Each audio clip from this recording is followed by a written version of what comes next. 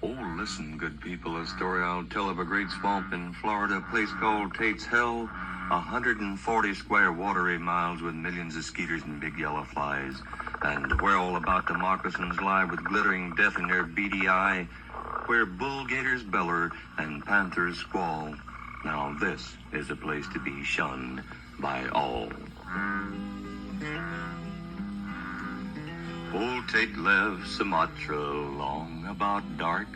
He had his two big dogs, a puppy named Spark, an old long-tom shotgun, a sharp Barlow knife that Panther would sure have the chase of his life.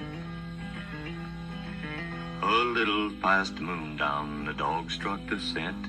Through bramble and tie-tie, a running Tate went for hours and hours until it was dawn. Then Tate knew that he was a long way from home. He blowed through his gun barrel, the dogs did not hear.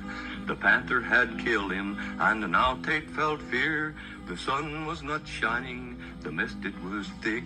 Oh Lordy, Tate hollered, I'm lost up the creek. He leaned back to rest, and his eyes did not see. The big rattler struck him above the bent knee. The lick was so hard that a sprawling he fell. This was the beginning of poor old Tate's hell. He opened his Barlow and he grabbed him some moss.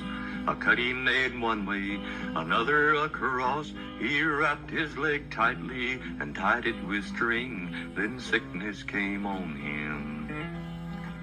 His body turned green. When Tate was discovered, these words he did tell. My name is Old Tate, boys, I've just been in hell. These few spoken words were the last that he said.